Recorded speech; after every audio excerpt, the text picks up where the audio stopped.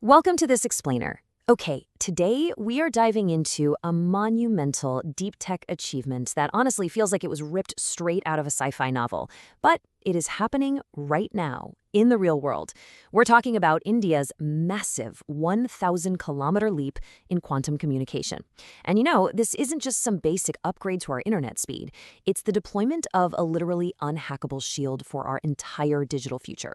So if you care at all about data security, national defense, or just the mind-bending realities of how quantum physics is being applied to our everyday networks, you are definitely going to want to stick around for this. Here is our roadmap for today. We'll be looking at 1. The looming quantum threat. 2. QKD as the unhackable shield. 3. India's 1,000-kilometer milestone. 4. Powering the trusted node network. And 5. The era of quantum sovereignty. Let's jump right in. Starting with Section 1, the looming quantum threat. Specifically, the terrifying reality of harvest now, decrypt later. To really grasp why quantum security is a problem we absolutely have to solve today, we need to look at what adversaries are actually doing with your data right this second.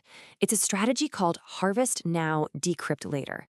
I know, it sounds like the plot of a bad spy movie, but it is a very real, very chilling strategy.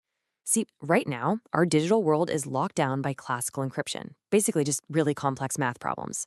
But malicious actors and state-sponsored hackers, they're playing the long game here. They are stealing our encrypted data today, fully knowing they can't actually read it yet.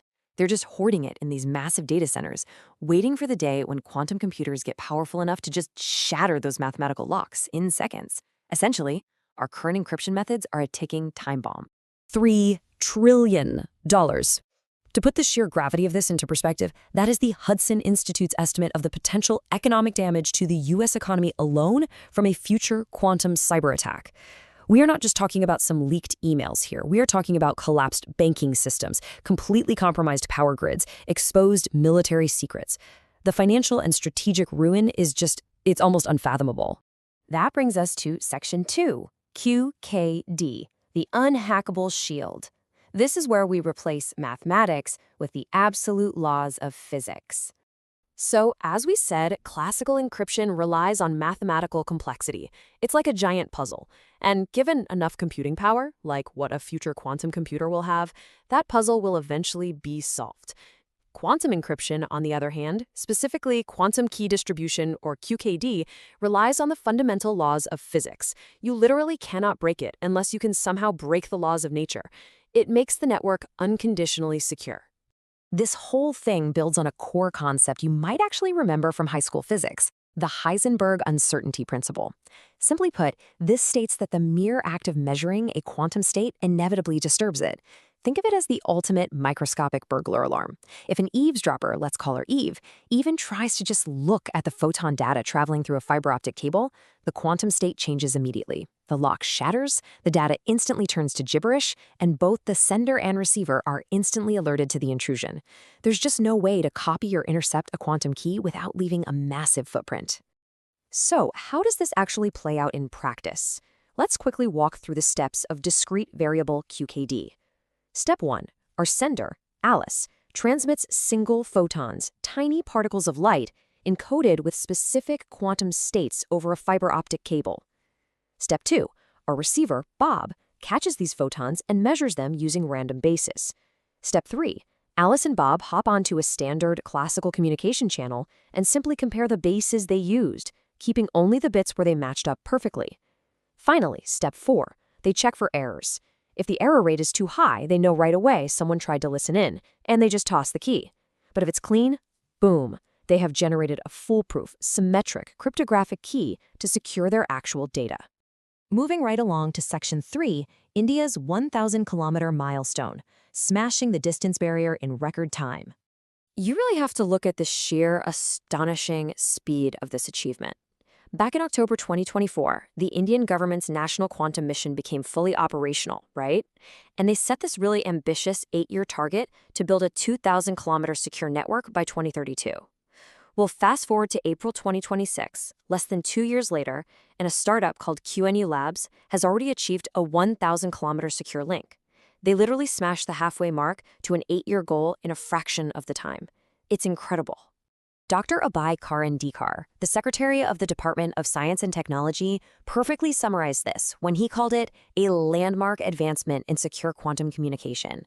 And he's right. This isn't just a quick win for a single startup. This rapid deployment gives India a massive early mover advantage on the global stage because only a very small handful of nations have ever demonstrated secure communication links over these tremendous distances. Let's take a closer look at the heroes of this story, QNu Labs. They were founded back in 2016, incubated at the IIT Madras Research Park, and they are entirely backed by the National Quantum Mission. But here is the real game changer. They are the first globally to demonstrate this extreme distance using existing optical fiber networks through their indigenous QKD system. They didn't have to go out and lay thousands of miles of brand new specialized cables. They just used the infrastructure that was already buried underground. Which leads us directly into Section 4, powering the trusted node network. How do you actually stretch a quantum signal across an entire nation? So, how exactly do you shoot single photons of light across 1,000 kilometers of fiber without the signal just completely fading away? Well, photons can only travel so far, usually about 100 to 150 kilometers, before that signal degrades. And since we can't just mathematically amplify a quantum signal without destroying it entirely, we use what are called trusted nodes. Think of these as highly secure, physically hardened relay stations. It's like a military base or a heavily guarded data center. A quantum key is generated between Alice and the very first node. That node temporarily stores the key in a super secure hardware security module, generates a new key with the next node down the line, and securely links them all together. It's a brilliantly pragmatic solution for building these national quantum backbones today, without having to wait decades for theoretical quantum repeaters to be invented. And this is where the competitive edge of QNu Labs technology is just massive. The global standard for point-to-point QKD range sits right around 80 to 100 kilometers, but QNu's ARMO system, it pushes that boundary to an incredible 150 to 200 kilometers. Why does that matter so much? Because it means to cover a set distance, you need far, far fewer of those expensive, highly secured trusted nodes. In fact, it reduces the required infrastructure by about 60%. That massively drops the capital expenditure, making a nationwide secure network actually economically viable. And honestly, the logistical advantages are staggering too. Like we mentioned, it operates over existing telecom fiber, totally eliminating the need for incredibly expensive superconducting fiber. It doesn't need massive laboratory cooling equipment either.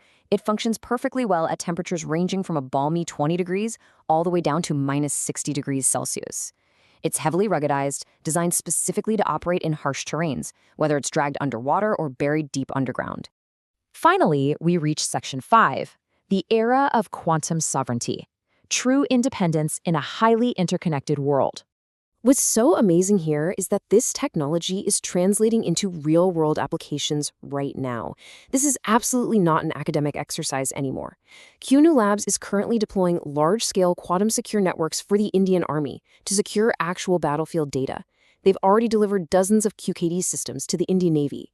They are actively protecting financial districts, banks, critical enterprise data, and with this massive 1,000-kilometer milestone under their belt, they are perfectly positioned for global export, with deployments already targeting the Middle East and other allied nations. As Dr. Karandikar notes, if we can develop not only the systems and the software, but also the device and the components indigenously, then we will be achieving complete sovereignty. And that right there is the very core of the Atman-Nirbhar Bharat vision, true self-reliance. When you're dealing with national security and critical infrastructure, you just cannot rely on foreign components that might have hidden backdoors built into them. True quantum sovereignty means owning the entire technology stack, from the atomic level all the way up to the network level. And the government is making some incredibly smart financial moves to ensure that QNu Labs isn't going to be the only success story here. The National Quantum Mission is expanding its net, currently backing 17 different deep tech startups. What's really fascinating is how they are doing it.